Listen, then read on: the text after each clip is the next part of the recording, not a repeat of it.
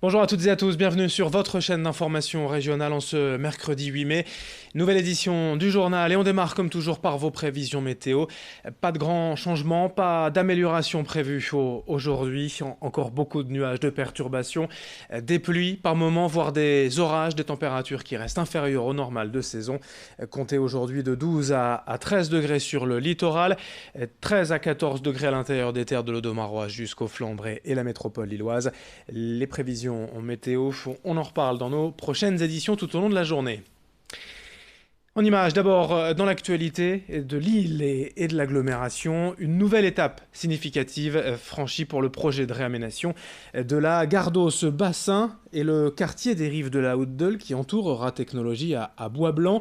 Entre patrimoine industriel et maisons anciennes, la ville de Lille veut attirer des riverains, des commerces pour réhabiliter cet ancien site industriel. Le chantier devrait commencer d'ici un an pour une livraison dans un an et demi. Le budget est de 4,5 millions d'euros porté par l'AMEL avec la ville de Lille, les voies navigables de France. La volonté de la ville de Lille, c'est d'en faire un secteur attractif, habité, touristique autour de l'eau. Ce projet nous est présenté par Stanislas Dandievel, adjoint à l'urbanisme à la ville de Lille, au micro de Lucille Berthe-Constant. Ce qui va être organisé, c'est à la fois la démolition et la reconstruction de la jetée, pour une jetée plus confortable d'un peu plus de 100 mètres. Ce qui va être réalisé également sont des promenades basses le long de la place qui donne devant l'usine Méo, et pour permettre l'accueil de la plaisance fluviale. Et ce qui va être refait également, c'est l'ensemble de l'assainissement à l'échelle de la gare d'eau, et puis un plan d'eau qui va être dégagé en son centre, qui fera que la gare d'eau sera à la fois une gare d'eau habitée, une gare d'eau plus écologique, une gare d'eau touristique et une gare d'eau du tourisme et de la culture pour tous. L'un des événements sportifs de cette fin de semaine dans la région, ce dimanche 12 mai, cette nouvelle édition de la Route du Louvre, le grand marathon de la région entre Lille et Lens. Départ 9h30 dimanche matin. Je vous propose tout de suite d'écouter une interview d'un des représentants de la Ligue des Hauts-de-France d'athlétisme nous présenter cet événement devenu incontournable pour les sportifs de la région. Près de 2500 inscrits pour la Route du Louvre, le marathon, mais aussi le 10 km et les marches autour du musée du Louvre-Lens. Interview réalisée au Stadium Lille Métropole par Vincent Vieillard.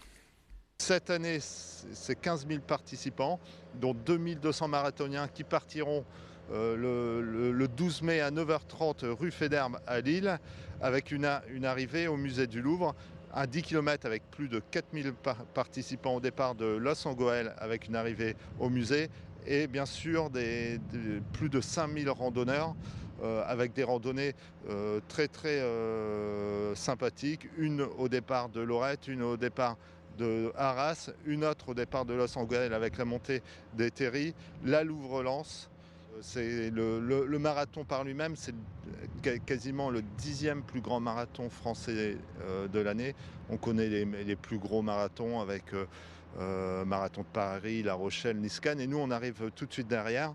Et le 10 km, c'est le plus gros 10 km du Pas-de-Calais. Voilà pour ce marathon de la Route du Louvre ce dimanche 12 mai. Un événement à ne pas manquer, dont on reparlera d'ailleurs dans les prochains jours. Avec ce jour férié, le retour du printemps, des beaux jours, il est temps de penser aussi aux belles sorties en forêt, en nature, en pleine campagne. Attention tout de même aux tiques également de retour et la maladie de Lyme. Pour en parler, pour comprendre comment s'en prémunir ou s'en débarrasser, Estelle Dargent, journaliste pour la Radio Métropolis, est avec nous en plateau. Avec le retour des beaux jours, certains d'entre vous vont en profiter pour faire des balades dans la nature, en forêt, pourquoi pas, ou dans les parcs. Mais soyez vigilants aux tiques qui transportent la maladie de Lyme. D'ailleurs, selon les dernières données du réseau Sentinelle, en 2016, 55 000 personnes ont été touchées par cette maladie. Alors la maladie de Lyme, elle peut provoquer des troubles articulaires ou neurologiques. Elle n'est pas contagieuse, elle est uniquement transmise par les tiques qui sont infectées à hauteur de 5 à 25% d'entre elles. Cette maladie est difficile à identifier car elle possède les mêmes symptômes que d'autres maladies, la maladie d'Alzheimer par exemple, ou encore la sclérose en plaques. Alors que faire pour s'en prémunir? Eh bien déjà, lorsque vous faites vos balades en forêt, n'hésitez pas à porter des vêtements longs par exemple. Et puis après chaque sortie à risque, n'hésitez pas à bien regarder sur votre corps, à fouiller pour trouver ces éventuels tiques et les retirer très rapidement à l'aide d'un tire-tique que vous trouvez tout simplement en pharmacie. Et si dans le mois qui suit la piqûre, une plaque rouge se forme, une plaque rouge en forme d'anneau, eh bien n'hésitez pas dans ce cas à consulter votre médecin. Merci Estelle pour ces informations utiles. On termine avec une balade du côté de Saint-Omer à la découverte d'un beau jardin certainement méconnu de beaucoup d'entre vous. Reportage signé Corentin Escaillé. Installé au pied des anciens remparts, le parc de Saint-Omer est élégant. Depuis 150 ans, les Audomarois aiment s'y promener, s'y restaurer ou y faire une sieste. À la fin du 19e siècle, après de longues démarches, il y a un démantèlement des fortifications, mais on va conserver une partie, les élus vont souhaiter conserver une petite partie dans toute sa profondeur pour installer donc ce jardin public qui va servir aux Audomarois. Alors aujourd'hui concrètement c'est un parc paysager de la fin du 19e siècle, donc on va y trouver à la fois un jardin dit à la française avec ses allées régulières dans lequel on est installé, et puis un petit peu plus en aval on va trouver donc un jardin à l'anglaise qui va être avec des allées plus sinueuses entre les anciens massifs de fortifications et des plantations bien évidemment puisqu'on est dans un jardin public avec des plantations, notamment un très bel arboretum qui date lui aussi du tout début du XXe siècle.